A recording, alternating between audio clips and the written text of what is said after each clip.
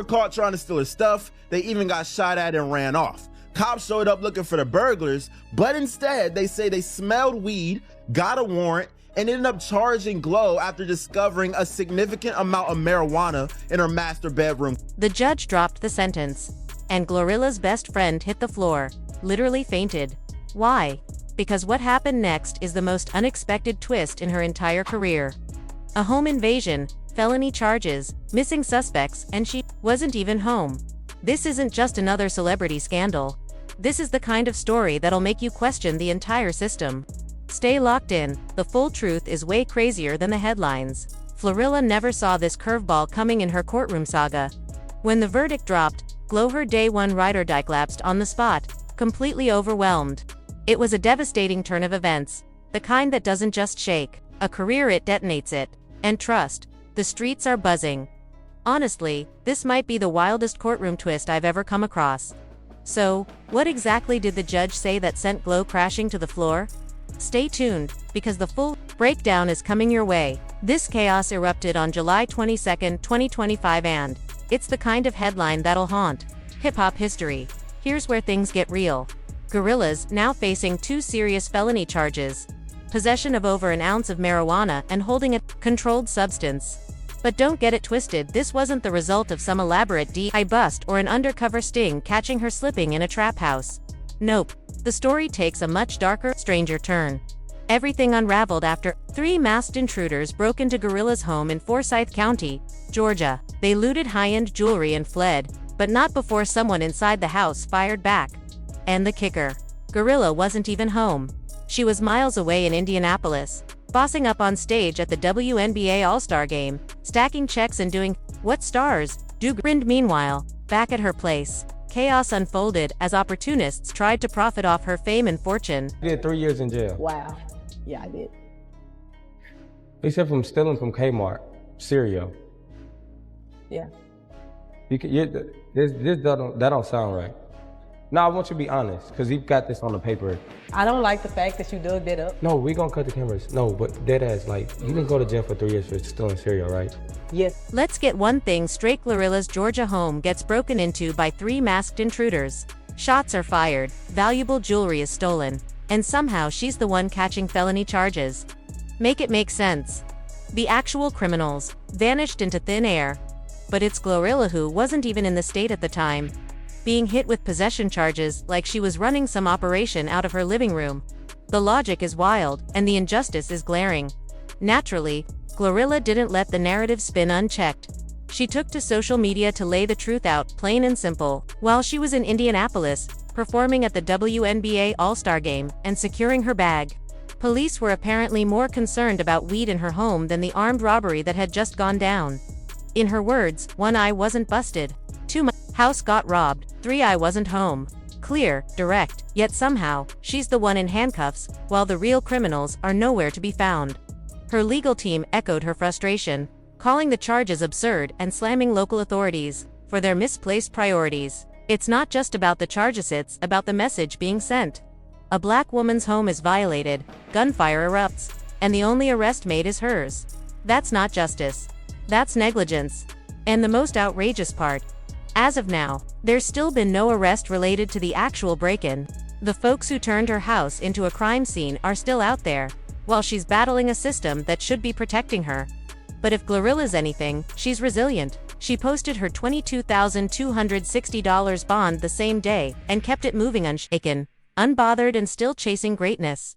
Yet, this isn't a situation she can just brush off. If convicted, the charges could carry a sentence ranging from 1 to 10 years. No trial date has been set yet. The case is still developing. But the stakes are real, and the world is watching. This isn't GloRilla's first brush with the law either. In April 2024, she was pulled over in Gwinnett County, Georgia, for an illegal U-turn at a red light. What started as a traffic violation quickly escalated into a DUI case. Body cam footage showed officers charging her with DUI, an open container violation, and failure to obey traffic signals. She refused the breathalyzer, and during the roadside sobriety test, she suffered a minor wardrobe slip, unfortunately caught on camera, and turned into viral fodder by the internet. And if that wasn't enough for the rumor mill, there's an old misdemeanor shoplifting charge from Tennessee that's recently been dredged up. Years ago, before the fame, GloRilla was accused of stealing, but it never led to anything major. Still, thanks to a resurfaced interview clip, people online have twisted that moment into a full-blown narrative about her being a repeat offender, both the facts and her growth since then, in the court of public opinion. It's easy to judge headlines and clips without the context, but GloRilla's story is layered in artist navigating the spotlight, systemic injustice, and her own past, all while staying true to herself. Her legal battles may be messy, but they're also a window into something much bigger than one artist's case. They're a reflection of a system that still doesn't know how to protect, respect, or even hear black women when they speak their truth. Anybody else, if it was another Jane Doe, it's just because it's GloRilla, they make a big deal out of it. If it was Lakeisha down the street, it would have been nothing. She wouldn't even been there. So how do you know somebody that planted drugs? How do you know somebody in her family that had it? How do you know it could be? There's been a lot of confusion lately, mainly sparked by a viral clip that had folks thinking GloRilla had done hard time. But let's be real, that old shoplifting charge from back in the day, barely a blip compared to the legal chaos she's navigating now. That was minor league. What she's dealing with today is major, and in one case, it's tied to real tragedy and loss of life. Let's talk about one of the most heartbreaking moments in her career. March 5, 2023. A night that took a devastating turn during a concert in Rochester, New York. GloRilla and Finesse, 2 times, were headlining a show at the Main Street Armory when panic erupted. A false report of gunfire caused a deadly stampede. In the chaos, 3 women, Rondisha Belton, 33, Rondisha Miller, 35, and Aisha Haskins Stevens, 35, lost their lives. Dozens of others were injured. It was a nightmare no one saw coming, and it shook the music world to its core. What followed was a wave of civil lawsuits. The victims' families filed wrongful death and negligence suits, not just against GloRilla and Finesse, 2 times, but also the promoters, venue owners, private security firms, and even city departments like the Rochester Police and fire agencies. This isn't your typical music industry legal spat. We're talking about high-stakes litigation that raises serious questions about crowd control, safety planning, and how much responsibility falls on performers when things go tragically wrong. In June 2024, another wave of lawsuits hit, this time from injured concertgoers. They filed a joint suit in New York State Supreme Court, primarily targeting the venue and event organizers. Fortunately for GloRilla, criminal charges weren't filed against her. Investigations concluded the stampede was triggered by panic, not by anything she or the other performers did directly. But that doesn't mean she's in the clear. These civil suits are still pending, and as of July 2025, no public trials or settlements have been confirmed. It's a situation that's drawn comparisons to the Travis Scott Astroworld tragedy, a case that also centered around mass panic, crowd safety, and eventually led to large financial settlements. GloRilla did release a public statement expressing her condolences to the victims' families, but beyond that, she's stayed silent on the ongoing litigation. And the legal drama doesn't stop there. In early 2025, rapper Plies filed a copyright infringement suit, claiming GloRilla's track Wannabe with Megan Thee Stallion and Cardi B sampled his 2008 song without proper clearance.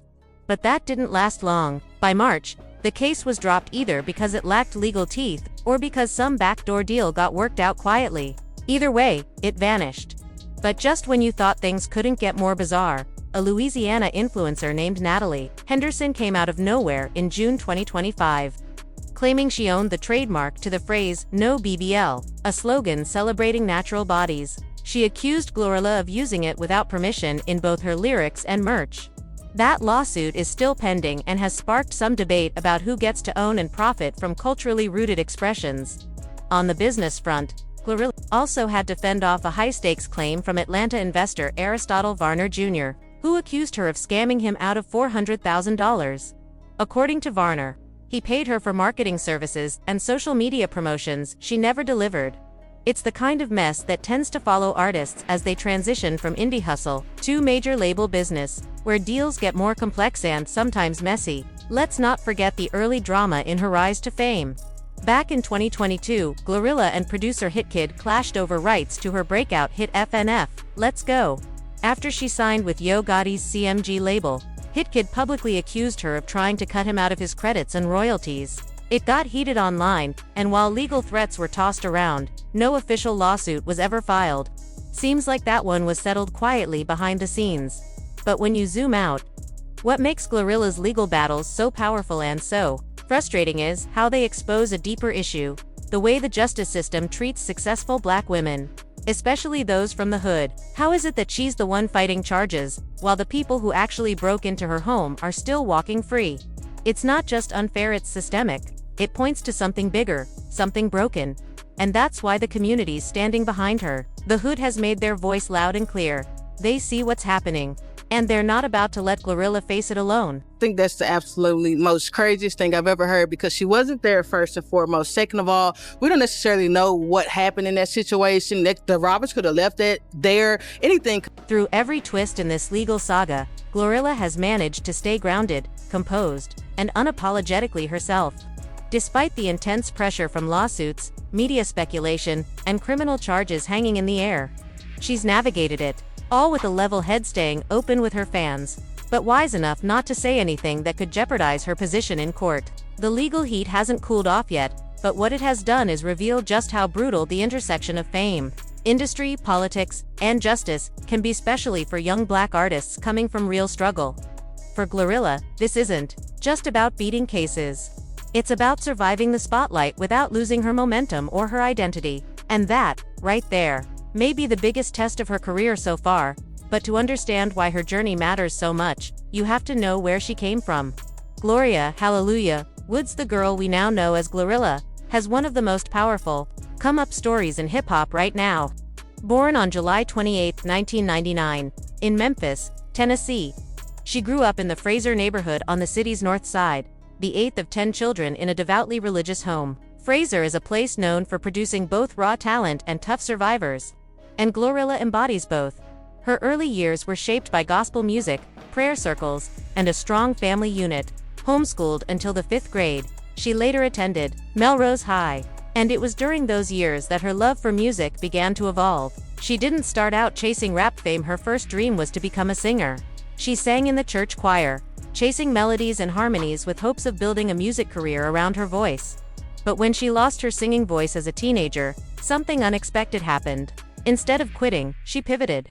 At 16, she picked up the mic not to sing, but to rap. What looked like a setback became the catalyst for everything that followed. Her rise wasn't overnight. There were no instant virals or industry handouts. GloRilla earned her stripes the hard way, dropping projects, performing locally, and steadily building a name in Memphis. In 2019, she released her debut mixtape, Most Likely Up Next, followed by the P-Status EP in 2020. These early releases were gritty, honest, and full of the southern flavor that would become her trademark. You could hear the hunger in every bar, the realness in every track. Then came 2022, the breakthrough year, the moment everything changed. When she dropped FNF Let's Go with producer Hitkid, it didn't just go viral, it became a cultural reset. The song took over TikTok, sparked the viral hashtag FNF challenge, and rang through speakers from block parties to radio stations. But this wasn't just internet fame. The song landed on the Billboard Hot 100 and earned GloRilla a Grammy nomination for Best Rap Performance. She wasn't just making noise, she was cementing herself as a new voice in hip-hop, and that's what makes her story so powerful. From singing hymns in a Memphis church to rocking arenas with chart-topping anthems, GloRilla's rise is proof that raw talent, relentless hustle, and staying true to yourself can carry you through the highs and the hard times.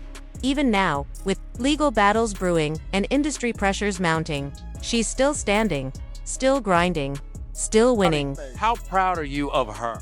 I am very proud. Extremely proud. What would it mean to have a Grammy for you? What would that mean? I'm a pass. I'm a faint. What truly shifted the trajectory of GloRilla's career was the moment her rising star caught the attention of Yo Gotti. In July 2022, she made history by signing to his CMG label, becoming the first female artist on the roster. It was a major cosign and she ran with it. But GloRilla didn't settle into the one-hit wonder lane. She doubled down, dropped bangers, and proved she had both range and staying power. Her follow-up track, Tomorrow, and especially the remix Tomorrow 2, featuring Cardi B, was a massive moment. It cracked the Billboard Hot 100's top 10 and went double platinum, showing that GloRilla could more than hold her own alongside industry heavyweights without diluting her gritty Memphis sound. She wasn't riding coattails, she was building her own legacy. Later that year, her EP Anyways Life's Great debuted at number 11 on the Billboard 200. And this wasn't just a collection of singles, it was a cohesive, compelling body of work. The project showed that GloRilla wasn't just good at viral hits, she could maintain momentum across a full-length project. Something that separates true artists from digital flashes in the pan. Then came 2024, a full-on breakout year. In April, she dropped her first commercial mixtape, Ething, which climbed to number 18 on the Billboard 200. But the real crown jewel came a few months later. In October, her debut studio album Glorious hit the scene like a thunderclap. It debuted at number 5 on the Billboard 200 and scored the highest first-week sales of any female rap album that year. Serious power move in a competitive space. The album delivered multiple charting singles, including Yaglo, a top 40 Hot 100 hit, Wanna Be a standout collab with Megan Thee Stallion that also cracked the top 40, and TGIF, which landed in the top 50.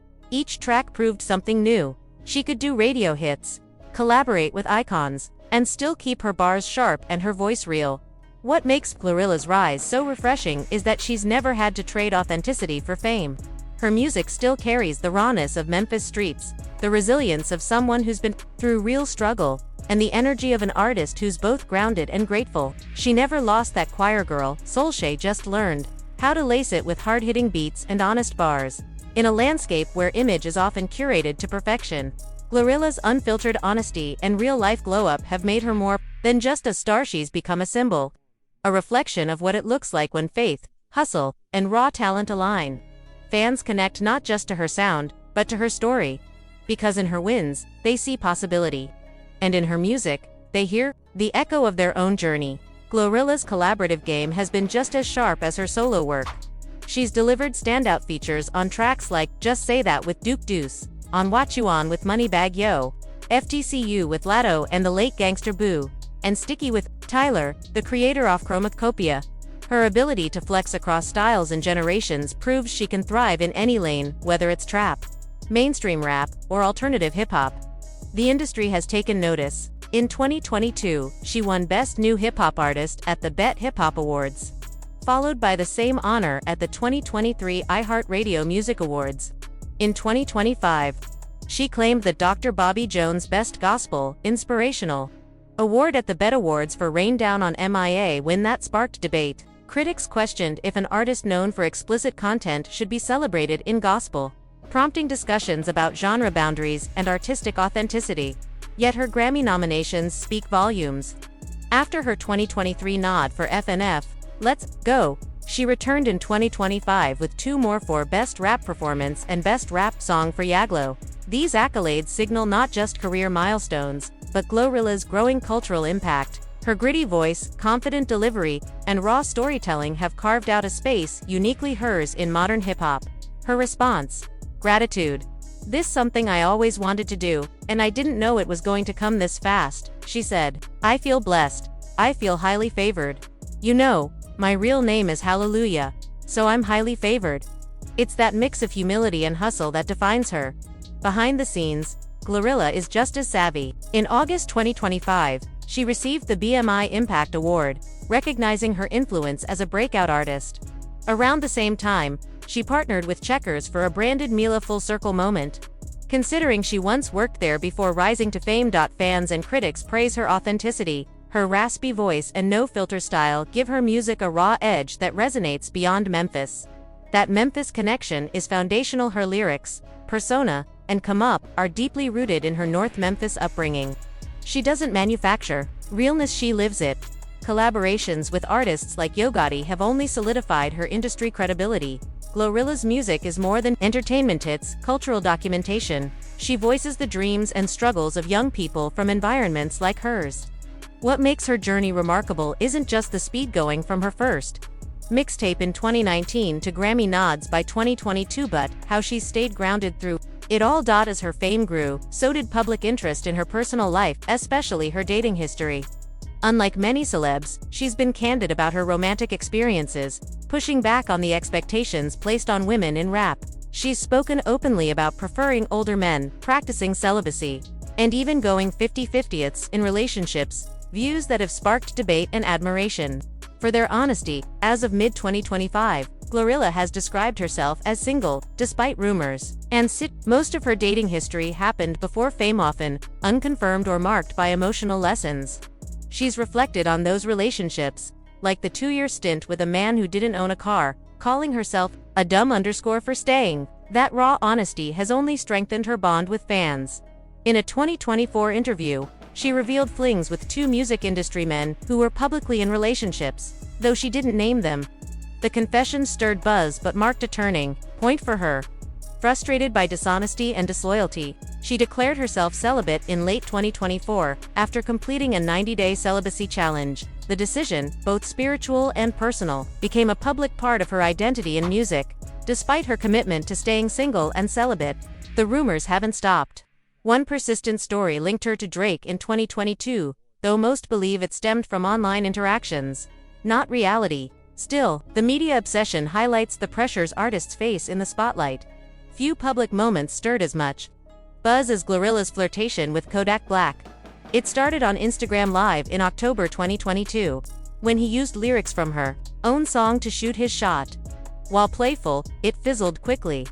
Then, during NBA All-Star Weekend in 2024, she posted a cozy photo with NBA star Damian Lillard, teasing fans with the caption, "Who this is 'cause I want him #GetHimGlow." Lillard quickly denied any romance. In October 2024, fans speculated about chemistry between GloRilla and journalist Speedy Morman during a complex 360 interview. The rumor grew after a joint Us Greater Than Them post in April 2025 until they revealed it was an April Fool's prank. Similarly, her steamy scenes with NFL rookie Xavier Legette in the Type of music video fueled rumors, but no relationship was confirmed. The most convincing rumor yet came in July 2025.